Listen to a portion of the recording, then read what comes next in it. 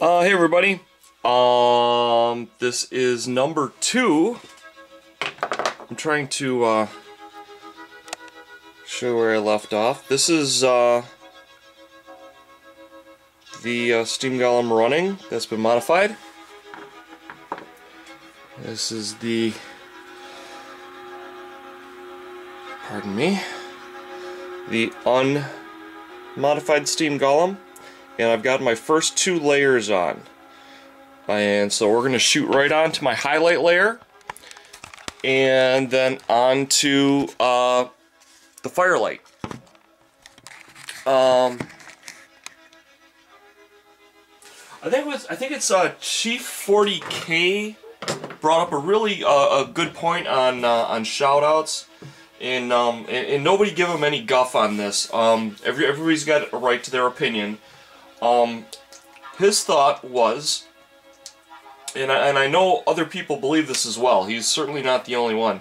Shoutouts are done kind of decided by the host, which would be me, and not by the subscribers so much.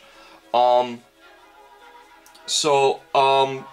think this is a healthy discussion as long as it stays healthy. This is not a point to tear each other up. At least that is not my intentions whatsoever. By the way, my highlight color is an apple barrel gray. I'm hoping that this is not, or that this is one that's rather sticky. If it's not, I may have to find something else. And it's looking like it's not. It's flowing a little bit too much. It's not. It's important that it's sticky. Because I'm going to switch over to a Quaker Gray, by the way, Delta Cream Coat. It's important that that it's sticky because it's the stickiness that kind of confines the where the paint goes, and obviously the higher you go up with the highlight, the more you want it to be kind of just, you know, where you place it and not having it running into areas you don't. So, it's remained pretty sticky. This one I think is a little bit easier to paint, so I'm going to go with their standard design. And all I'm going to do is, my first coat I laid down was about 80, did I say about 80% coverage? Yeah, 80% coverage. Then probably, I don't know, 60 or 50-ish. Nothing's written in stone. And about 30% for the last area. And once again, try and hit the whole. Try and apply it evenly, hitting both the black, the dark gray, and the light gray, because rock is uneven and light's going to hit different points, and it's going to give it a more realistic look. And that is obviously what we are trying to do here. You know, sometimes you want to go for a fanciful look. A good example of that is that weird Chaos Well that I did.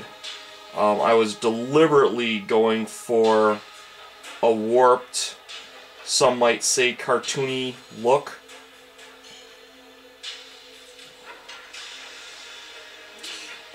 So that's what, you know, that kind of proves, I guess I'm tooting my own horn a little bit here, but when you can decide when you want something to look cartoony and when you want something to look real, pat yourself on the back, because you've come a long way as an artist. It's often hard, especially when you're starting out, to have things not look cartoony. And people that have been doing this for years, sometimes they forget that. You know, new people don't always have a ton of skill coming into this, and skill is something acquired. It's not something you're born with. It's something you have to work for. You know, and some people do have just initial talent right out of the box, or, you know, out of the gate kind of thing. So don't knock yourself down if this is hard for you. Oh, geez, I'm already at 5 minutes. Holy cow. Okay, now I'm going to switch up here, guys. I'm going to switch up to a, to kind of a finer brush. And then I'm going to go on to a dotter later on. Once again, pretty, you know, crappy brush, but it's going to do what I need it to do. I've got 3 colors that I'm going to be laying down here.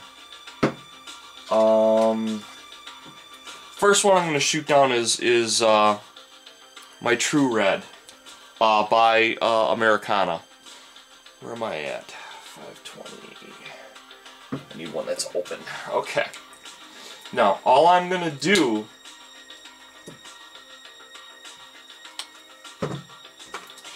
is I'm looking to run some just swaths of red down it. Okay? Nothing spectacular, just lava lines, okay? So I'm going to run some areas of red, and depending on the thickness, you might have some areas that are redder than others. You might have some areas that are more transparent. That's fine. That's totally fine. Don't let that bother you.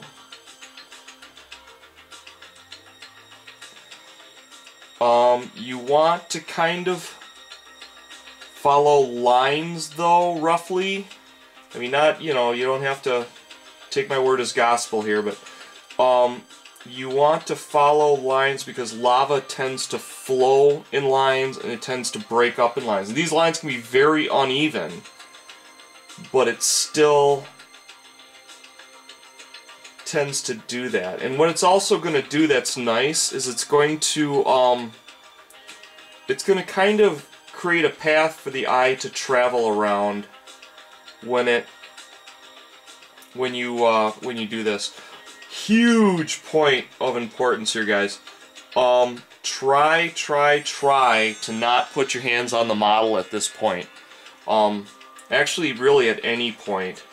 I've got some bad habits, and somebody brought it to my attention. I wish I could remember your name, but it was an excellent point. When I was drilling with that Dremel tool in my hand, big no-no. Big dumb bill. I shouldn't have done that. Dremel tools have an extremely high RPM, and one slip and you're going to the hospital. Okay, so I screwed up there, guys. Please forgive me. Always be safe. You know, I want everybody to have a good time and be able to do what they love to do. So be safe. And if I'm doing something wrong, let me know, so I can correct it. Last thing in the world I want to have happen is a little kid to get hurt due to my own ignorance. And ignorance isn't, a lot of people take ignorance as an insult. Ignorance simply means you don't know. So, I mean, not that I'm telling you to walk around calling people ignorant. That's not what I'm saying, but, you know, some people use that word as an insult. It's not really meant to be an insult. It just means you don't know. And how else are you going to learn? You know what I mean? You know? So ask questions. Always ask questions.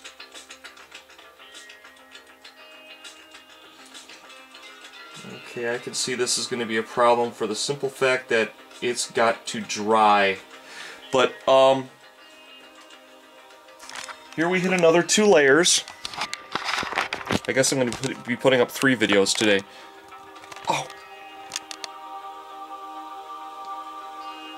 Okay. There you go.